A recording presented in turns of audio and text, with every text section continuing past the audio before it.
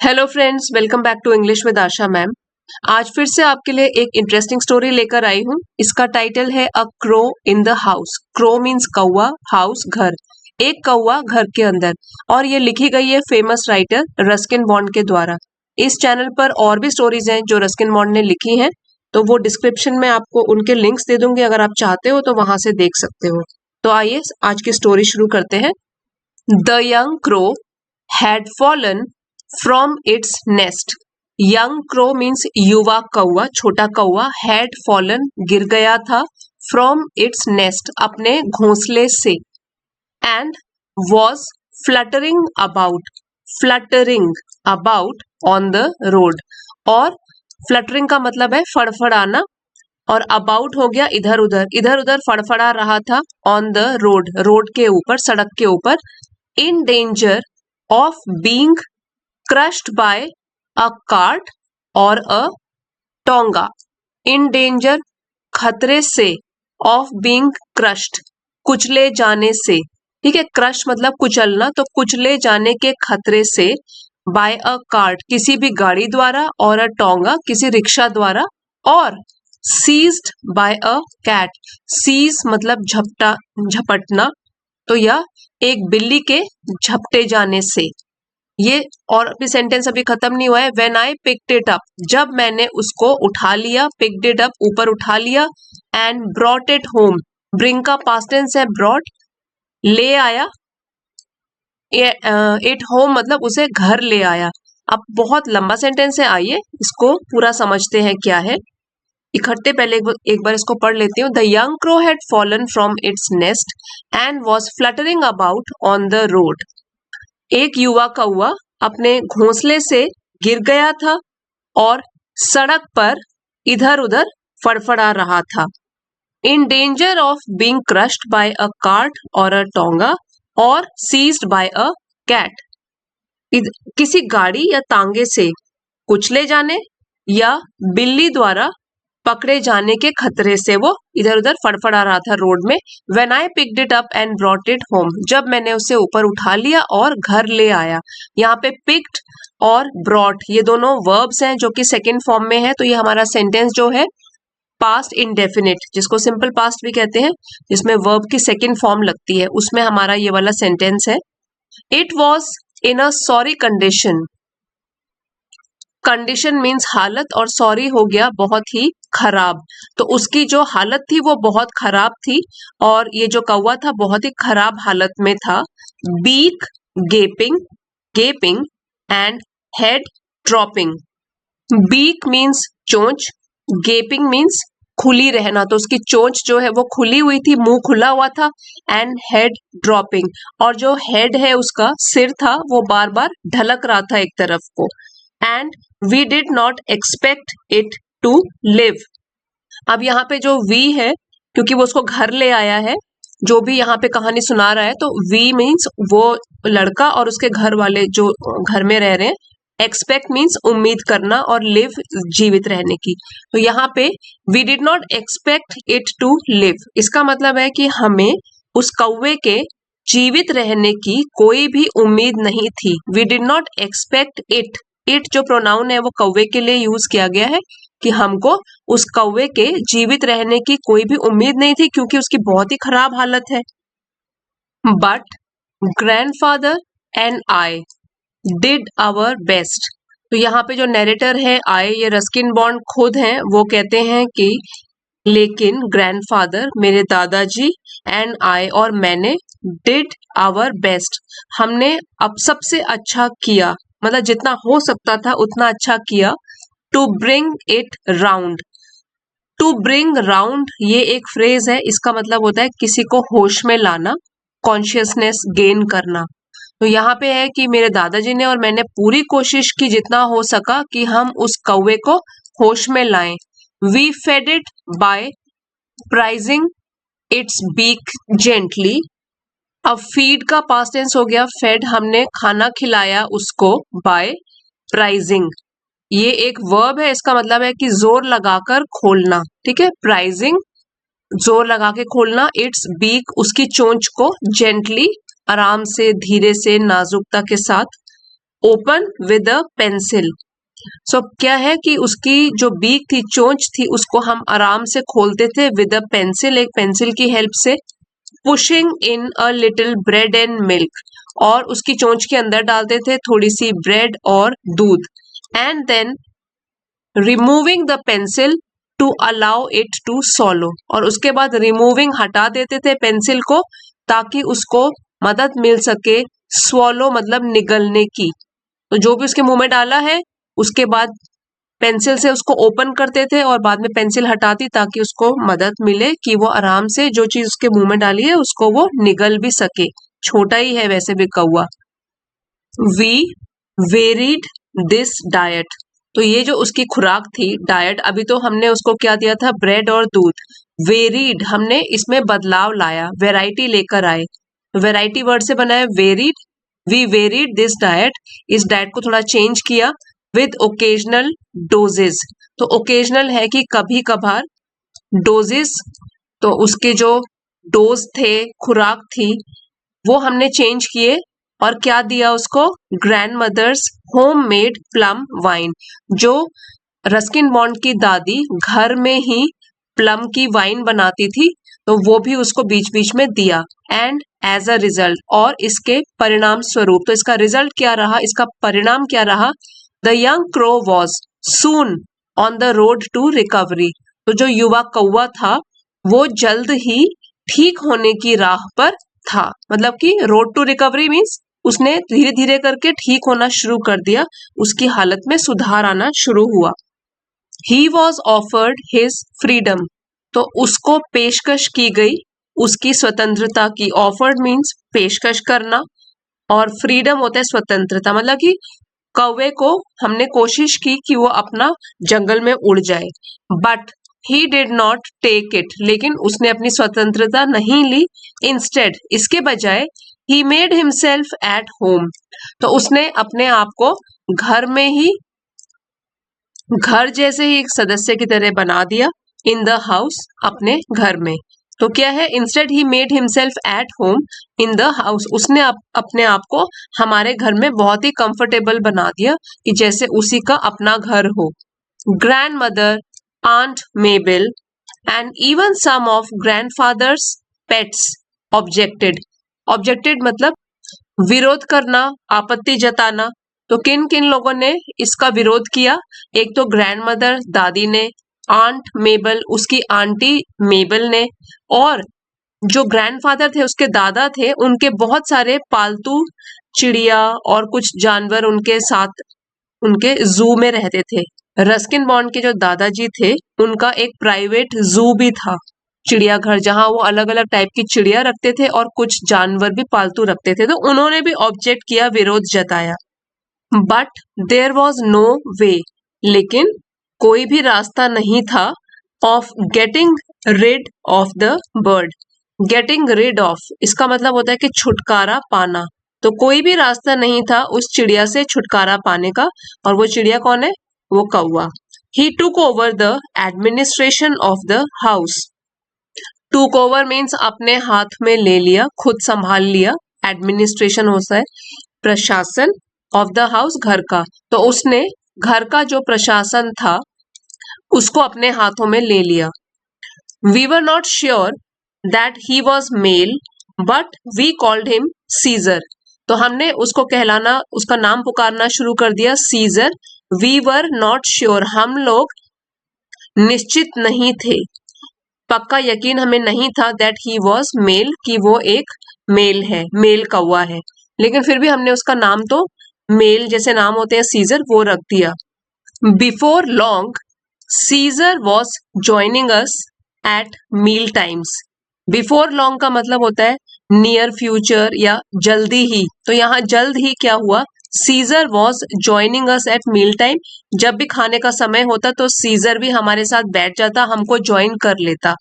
Besides finding his own grubs और beetles in the garden.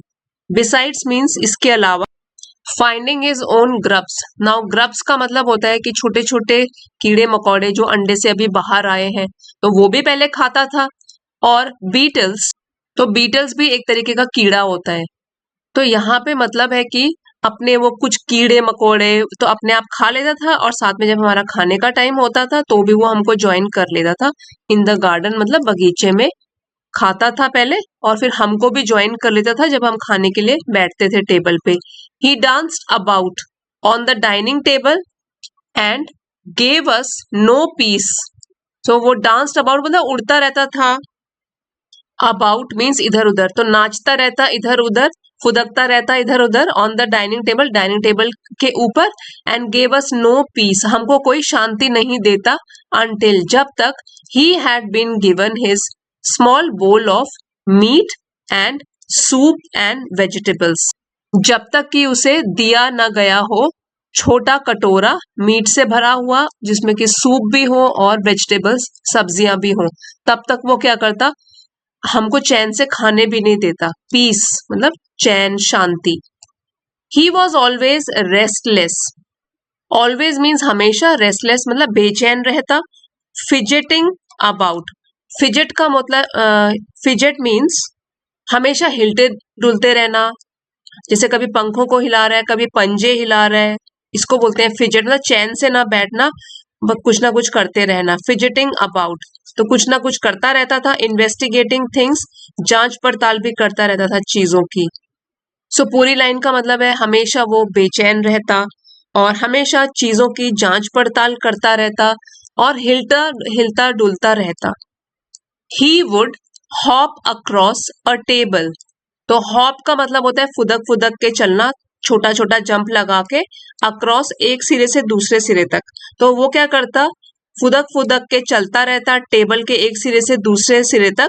To empty a match box of its content, empty मतलब खाली करने के लिए माचिस के डिब्बे को, उसके अंदर जो भी सामान है उससे। तो यहाँ कहने का मतलब है कि जैसे माचिस का डिब्बा है वो अपनी चोंच से खोलता था, उसका सामान निकाल के फैला देता था टेबल के ऊपर। और rip the daily paper to shreds, rip मतलब फाड़ देता था, डेली पेपर जो हम पेपर लेते थे, टू श्रेड्स मतलब उनके चीथड़े कर देता था, टुकड़े टुकड़े कर देता था। और overturn a was of flowers, overturn मतलब गिरा देना, वॉज ऑफ फ्लावर्स फूलदान को बोलते हैं वॉज ऑफ फ्लावर्स, इसको बोलते हैं was, VASE, was of flowers मतलब फूलों का जो गुलदस्ता होता है, फूलदान में रखा होता है, तो या कभी कभी उसको भी गिरा देता था।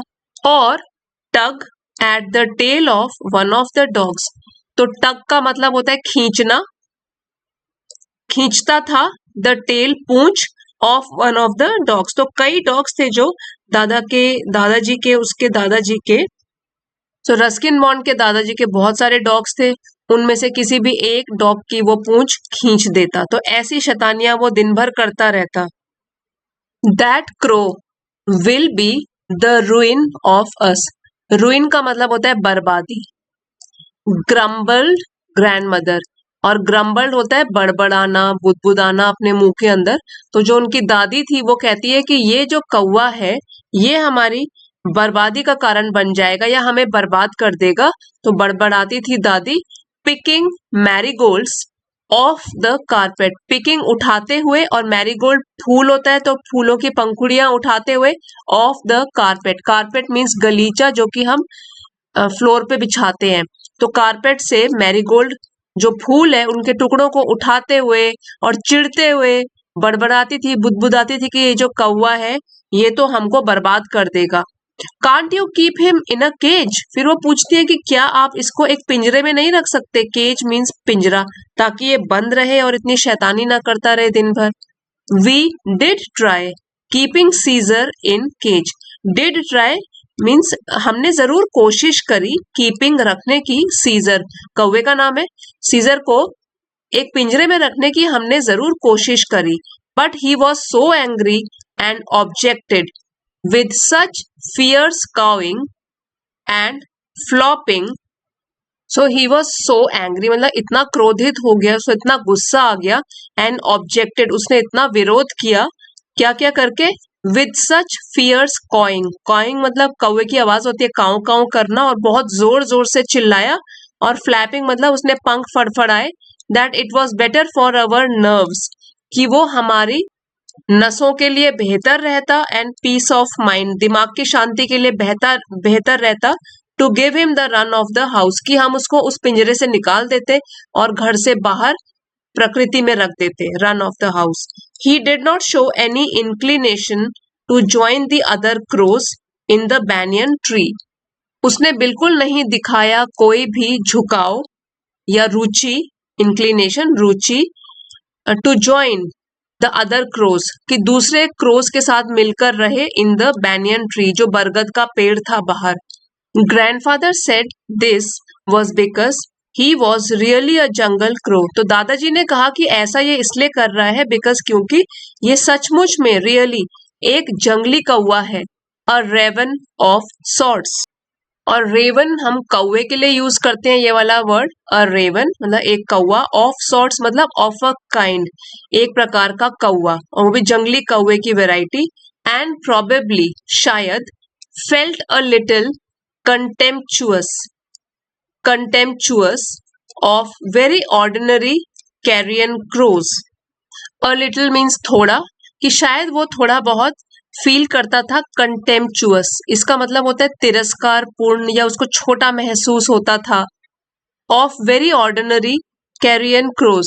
अब ये भी एक वैरायटी होती है क्रोज की, अभी थोड़ी देर पहले हमने पढ़ा था रेवन क्रोज, तो रेवन क्रोज जो होते हैं वो बहुत बड़े कौवे होते हैं, उनका जो साइज होता है वो कैरियन क्रोज के मुकाबले बड़ा होता है। तो कहने का मतलब यहाँ पे है कि वो तो था एक रेवन क्रो, और उसको कभी कभी तिरस्कार पूर्ण महसूस होता था क्योंकि वो सोचता था कि घर में रहकर यहाँ पे मेरे को एक बिल्कुल साधारण सा कौवा बना के रख दिया है।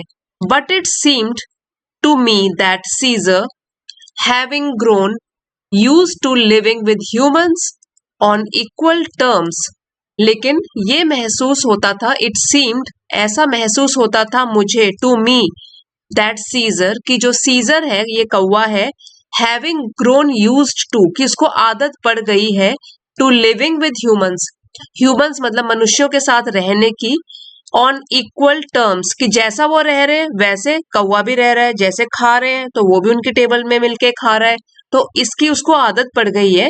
Had become snobbish and did not wish to mix with his own kind, तो वो बन गया था, हैड बिकम स्नॉबिश, घमंडी बन गया था, ठीक है, उसमें घमंड आ गया था।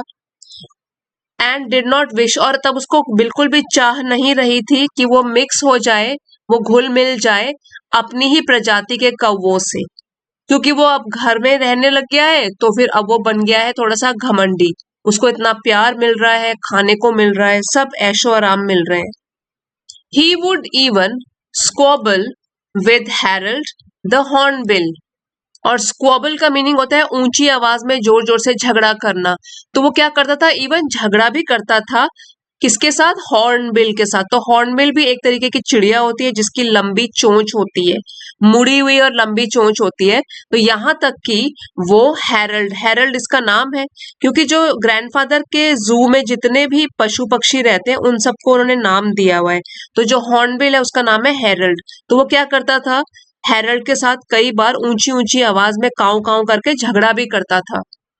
Perching on top of Harold's cage, perching मतलब बैठकर, टॉप ऑफ केज हैरल्ड के पिंजरे के ऊपर, टॉप ऊपर बैठकर, he would pack at the big birds feet, pack का मतलब होता है कि चोंच मारना, तो क्या करता था, चोंच मारता था उस चिड़िया के पाँव में, बिग बर्ड, तो जो हॉर्नबिल एक बड़ी बर्ड होती है, बड़ी चिड़िया होती है, उसकी चोंच भी बहुत लंबी होती है, तो उसके साथ भी पंगे लेता था, शैतानी करता था। Whereupon Harold would swear and scold and try to catch Caesar through the bars, तो ऐसा करने के बाद क्या होता था, वेयर अपॉन इसका मतलब है जिसके बाद, वेयर अपॉन जिसके बाद, हैरल्ड क्या करता, वो भी जोर जोर से चिल्लाता, स्कोल्ड मतलब उसको डांटने की कोशिश करता, ट्राई टू कैच पकड़ने की कोशिश करता, बार्स मतलब जो कि पिंजरे के जो बार्स होते हैं, लाइंस होती हैं, वो सींकें होती हैं, उसके थ्रू वो उस कौवे को पकड़ने की कोशिश करता, सीजर को। In time Caesar learned to talk a little, तो इन टाइम समय के साथ सीजर ने भी सीख लिया, लर्न का पास्ट टेंस है लर्न, सीख लिया टू टॉक बातचीत करना, अ लिटिल थोड़ा बहुत, एज रेवन्स समटाइम्स डू जैसे कि रेवन वैरायटी जो होती है कौवों की वो करती है, इन अ क्रैक्ड थ्रोटी वॉइस, क्रैक्ड मतलब कटी फटी, थ्रोटी वॉइस और वो जो गले से आवाज निकलती है कौवों के, तो उस तरीके से क्रैक्ड तरीके से उसने दूसरे कौवों की तरह बोलना भी शुरू कर दिया था, और वो रेवन वैरायटी की यहाँ पे बात हो रही है। He would sit for hours outside the window, घंटों तक वो बैठा रहता खिड़की के बाहर, banging on the glass with his beak and calling, banging मतलब टक टक करके अपनी चोंच को ग्लास में लगाता रहता अपनी बीक से, चोंच से, और कहता हेलो हेलो, जैसे कि मानो कह रहा हो कि hello hello. He seemed to recognise the click of the gate, और ऐसा प्रतीत होता था मानो कि वो पहचानता हो, जब गेट खोलते हैं तो जो क्लिक करके आवाज आती है वो भी पहचानता हो। When I came home from school, जब मैं स्कूल से घर आता था, तो ये रस्किन बॉन्ड बता रहे हैं कि जब मैं घर आता था स्कूल से तो गेट खोलता था और लगता था कि जैसे उसने पहचान लिया हो कि गेट की आवाज आई है, and would come to the door with a hop skip jump, और तब वो दरवाजे के पास आता था, हॉप मतलब उछल उछल कर और जंप लगाकर, saying hello hello. I had also taught him to sit on my arm, तो मैंने भी उसको सिखा दिया था, टॉट हिम सिखा दिया था, to sit on my arm मेरी बाजू पर बैठना, और से किस किस कि अब किस करो, तो तब वो क्या करता था, while he placed his head gently against my mouth, और तब वो अपनी चोंच को मेरे मुंह के सामने लेकर आता था ये वर्ड्स सुनकर। तो इतना भी पक्षी को भी सिखाया जा सकता है ये बताने की कोशिश की गई है। On one of Aunt Mabel's visit, एक बार जब आंट मेबल हमको विजिट करने के लिए आई, Caesar alighted on her arm, तो सीजर उड़ के बैठ गया उनकी बाजू पर, एंड कैकल्ड, और उसने आवाज लगानी शुरू करी, बोलना शुरू किया किस किस, जैसा उसको सिखाया गया था। आंट मेबल वॉज डिलाइटेड, तो आंटी तो मेरी बड़ी खुश हुई, डिलाइटेड बहुत खुश हुई, and possibly flattered, possibly means शायद से बहुत ही खुश हो गई, and lent forward for a किस, तो लीन का पास्ट टेंस हो गया लेंट, और वो झुकी फॉरवर्ड आगे कि सीजर उनको किस करेगा। But Caesar's attention shifted to my aunt's gleaming spectacles, लेकिन जो सीजर था उसका ध्यान आकर्षित हो गया या शिफ्ट हो गया, जो आंट ने चमचमाते हुए चश्मे पहने थे, स्पेक्टिकल्स चश्मे, ग्लीमिंग उनमें चमक थी, एंड थ्रस्टिंग एट देम, और तब उसने चोंच मारना शुरू कर दिया चश्मे पर, विद हिज बीक अपनी चोंच से, ही नॉक्ड देम ऑफ, और आंटी के चश्मे जो है वो नीचे गिर गए, नॉक देम ऑफ उनको नीचे गिरा दिया। Aunt Mabel never was a success with the pets, तो जो आंट मेबल है मेरी आंटी है, सक्सेस मीन्स सफल, और पेट्स हो गया पालतू जानवर, तो जो मेरी आंटी है वो कभी भी पालतू जानवरों के मामले में सफल नहीं हुई, तो उनसे वो संभाले नहीं जाते थे। पेट और पेस्ट, ग्रैंडमदर इंसिस्टेड, अब देखिए ये जो है पेट वो होता है पालतू जानवर उसको बोलते हैं, और पेस्ट होता है कि कोई व्यक्ति जो कि चिड़ चिड़ पैदा करवाए, ठीक है, पेस्ट की तरह से, पेस्ट वैसे कीड़ों को बोलते हैं, लेकिन ये एक आदमी को भी बोलते हैं जो कि चिड़ पैदा करवाता है, तो वो कह रही है कि पेट क्या है, पालतू जानवर है कि एक पेस्ट है जो कि सबको चिढ़ाता है। Grandmother insisted that Caesar was a pest in spite of his engaging habits, तो मेरी जो दादी थी, इंसिस्ट मतलब वो तो अपनी बात पर अड़ गई कि जो सीजर है वो एक कीड़े की तरह ही तंग करता रहता है, इन spite of his engaging habits, engaging habits मतलब उसकी जो उलझाने वाली हरकतें हैं उनके बावजूद भी वो एक पेस्ट है, मतलब एंटरटेनिंग तो है सीजर लेकिन तंग भी बहुत कर रहा है, तो इसलिए जो उनकी दादी है वो उसको एक पेस्ट मान रही है कि ये बस चिड़ी पैदा करता रहता है, हमको तंग करता रहता है।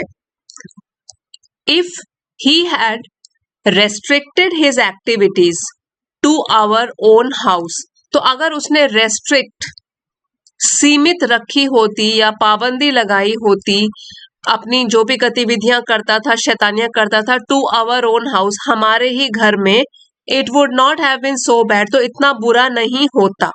But he took to visiting neighbouring houses, लेकिन उसने क्या करना शुरू कर दिया, विजिट करना, दौरा करना शुरू, नेबरिंग हाउसेस, पड़ोसियों के घरों में भी जाना शुरू कर दिया, and stealing pens and pencils, और चुराना शुरू कर दिया पेन्स और पेंसिल्स।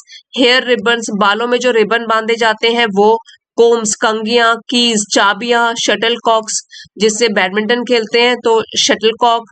फिर है टूथ ब्रशेस, ब्रशेस भी चुराना शुरू कर दिया। एंड फॉल्स टीथ, और यहाँ तक कि जो बूढ़े लोग पहनते हैं नकली दांत, वो भी चुराना उसने शुरू कर दिया, इतना शैतान बन गया। He was especially fond of toothbrushes, खास करके, especially खास करके, fond of means उसको पसंद थे टूथब्रशेस, जिससे हम ब्रश करते हैं, टूथब्रशेस उसको बहुत ही पसंद थे। आप इस फोटो में देख सकते हो कि क्या क्या चुरा के लाया हुआ है, और अपना इसने अलग से एक केबिन बनाया हुआ है। यहाँ चुराए हुए रिबन्स रखे हुए हैं, पेन पेंसिल कंघियां सब कुछ रखी है, चोरी की चीजें। And made a collection of them on top of the cupboard in my room, और उसने अपना कलेक्शन मतलब कलेक्ट करना शुरू कर दिया, ये सब चीजें, अलग अलग चीजें, on the top of cupboard, cupboard मतलब अलमारी, इन माई रूम, मेरे रूम में जो अलमारी थी उसके टॉप में उसने ये सब चीजें कलेक्ट करके खुद का एक लाइब्रेरी टाइप की बना दी। Most of the neighbours were represented in our house by a toothbrush, तो मोस्ट ऑफ द नेबर्स मतलब ज्यादातर जो हमारे पड़ोसी थे, तो यहाँ पे है मोस्ट ऑफ द नेबर्स, ज्यादातर जो हमारे पड़ोसी थे, वर रिप्रेजेंटेड, तो उनका जो संकेत के रूप में इन अवर हाउस वो टूथब्रश, जैसे कि अगर हम पूछते कि ये किसका है तो पता लग जाता कि ओके ये जो टूथब्रश है ये यहाँ से लेकर आया है, तो उनका रिप्रेजेंटेशन होने लग गया। टूथब्रश से हम उनको पहचानने लग गए कि ये इस पड़ोसी के घर से आया है, ये टूथब्रश उस पड़ोसी के घर से आया है। Toothbrush sales went up that year, तो ये तो मजाक में कहा गया है कि जो सेल्स थी टूथब्रश की वो बढ़ गई उस साल, क्योंकि इतने सारे टूथब्रश इस कौवे ने चुरा लिए थे, सीजर ने। So did grandmother's blood pressure, और उसके साथ साथ एक और चीज बढ़ गई, वो था दादी माँ का बीपी बढ़ने लग गया गुस्से में कि ये अब हमको शर्मिंदा करा रहा है पड़ोसियों के सामने भी। Caesar spied on children, SPY, spy मतलब जासूसी करना, तो उसका पास्ट टेंस हो गया कि सीजर चिल्ड्रन बच्चों की जासूसी करता था, going into the bania's shop, जो कि बनिया की दुकान में कुछ खरीदने जाते थे। And often managed to snatch sweets from them, और कई बार वो सफल हो जाता था, स्वीट्स मतलब कुछ जो भी खरीद के ला रहे हैं, मिठाइयाँ टॉफी, उनसे छीनने में सफल हो जाता था। एज दे केम आउट, जैसे ही वो बनिया की दुकान से बाहर आते थे। क्लोथ्स पेग्स फैसिनेटेड हिम, अब जो कपड़े को हम तार के ऊपर वो लगाते हैं, क्लिप्स लगाते हैं क्लॉथ की, तो उसके लिए है क्लॉथ पेग्स, तो वो जो क्लिप्स होती थी फैसिनेटेड हिम, वो उसको काफी आकर्षित करती थी। Neighbours would return from the bazaar to find their washing lying in the mud, तो नेबर पड़ोसी जब अपने घर आते बाजार से तो वो देखते जो भी उसने सामान धोया हुआ था, कपड़े धोए हुए थे, वो मिट्टी में गिरे हुए हैं, क्योंकि जो उनकी चिमटियां हैं या जो क्लिप्स हैं वो तो सीजर चुरा के ले जाता था। And no sign of the pegs, और वो जो क्लिप्स हैं उनका कोई नामो निशानी नहीं है। These to find their way to the top of my cupboard, तो ये चीजें भी क्या है मौजूद होती मेरी अलमारी के सबसे ऊपर, वहां पे चोरी का सामान सीजर रखा करता था। It was Caesar's gardening activities that finally led to disaster, अब जो सीजर था उसकी खेती करने में भी जो गतिविधियां थी, खेती गार्डनिंग, जो कि आखिरकार साबित हुई उसका विनाश का कारण। डिजास्टर मतलब विनाश, लेड, लीड का पास्ट टेंस है, जो कि विनाश का कारण बनी।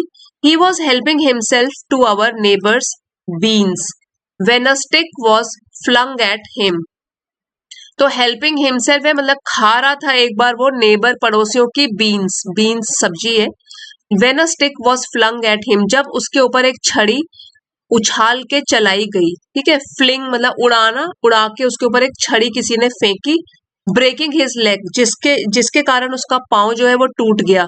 आई carried the unfortunate bird home, carry का पास्ट टेंस है कैरिड कि मैं लाया, अनफॉर्चुनेट मीन्स अभागा पक्षी, अनफॉर्चुनेट जिसका भाग्य खराब था उस दिन, तो मैं उस अभागे पक्षी को घर लेकर आया क्योंकि उसकी टांग टूट चुकी थी। And grandfather and I washed and bandaged his leg, as best we could. और दादाजी ने और मैंने वॉश मतलब धोया उसके घाव को, उसमें पट्टियां लगाई उसके पाँव पर, जितनी अच्छी तरीके से हमसे हो सका उतना अच्छी तरह से। But it would not meant, लेकिन जो उसका घाव था और उसका पाँव था वो ठीक नहीं हुआ। वुड नॉट मेंट, वो जो है पाँव ठीक नहीं हुआ। Caesar hung his head and no longer talked. अब क्या हुआ, दर्द के कारण पक्षी का बुरा हाल हो गया। सीजर हंग हिज हेड, उसका हेड जो है वो भी एक तरफ को लुढ़क गया। एंड नो लॉन्गर टॉक्ड, अब सीजर ने बात करना भी बंद कर दिया। ही ग्रू वीकर डे बाय डे, वो कमजोर होता गया। वीक, वीकर, वीकेस्ट, तो ये कंपैरेटिव डिग्री है कि जितना वीक था उससे भी अधिक कमजोर होता गया डे बाय डे, दिन ब दिन। रिफ्यूजिंग टू ईट, और उसने खाने से भी इनकार कर दिया, रिफ्यूज कर दिया। An occasional sip of grandmother's homemade wine was all that kept him going. तो ओकेजनल मतलब कभी कभार, सिप एक घूंट ग्रैंड मदर की जो घर में बनाई हुई वाइन थी, वही एक चीज थी जो कि उसको जिंदा रखे हुए थी। All that kept him going, इसके अलावा उसने खाना पीना बिल्कुल बंद कर दिया, बस थोड़ी सी वाइन दी जाती है वही वो लेता है। One morning I found him dead on the sofa, अब एक सुबह क्या हुआ, मैंने उसको पाया मरा हुआ सोफे के ऊपर। His legs stiff in the air, और उसके जो पाँव हैं वो बिल्कुल अकड़े हुए हैं हवा में। स्टिफ मतलब अकड़े हुए हैं। पुअर सीजर, बेचारा Caesar, his anti social habits had led to his early end, उसकी जो असामाजिक गतिविधियां थी या आदतें थी उनकी वजह से ही उसका जल्दी अंत हो गया, अदरवाइज उसकी मृत्यु नहीं होनी थी। I dug a shallow grave in the garden, dug मतलब खोदी मैंने, शैलो एक छोटी सी मतलब बहुत गहरी नहीं, उथली सी, ग्रेव कब्र खोदी, इन द गार्डन हमारे बगीचे में। एंड बरिड हिम देयर, और उसको दफना दिया सीजर को, along with all the toothbrushes and clothes pegs he had taken, तो और उसके साथ साथ मैंने दफनाए सारे के सारे टूथब्रश और जो कपड़ों की क्लिप्स थी। he had taken so much trouble to collect, जिसकी या जिसके लिए उसने इतनी परेशानी मोल ली थी या इतनी परेशानी उठाई थी, ये सब चीजें इकट्ठा करने के लिए, ये सब चीजें भी मैंने उसके साथ गार्डन में उसकी कब्र में दफना दिया। और जो ये कहानी है वो रस्किन बॉन्ड ने लिखी है जैसे आपको बताया था, और ये ली गई है फ्रॉम ग्रैंडफादर्स प्राइवेट जू, तो ये उनकी बुक है, उसमें ये वाली जो स्टोरी है यहाँ से ली गई है। सो फ्रेंड्स, आई होप आपको आज की स्टोरी पसंद आई होगी। बहुत अच्छे वर्ड मीनिंग्स थे और सेंटेंस स्ट्रक्चर भी थे। अगर आपको वीडियो पसंद आए तो प्लीज लाइक शेयर जरूर कीजिएगा। चैनल पे नए हैं तो सब्सक्राइब भी कर लीजिए। Thank you everyone for watching. अगले वीडियो में मिलते हैं।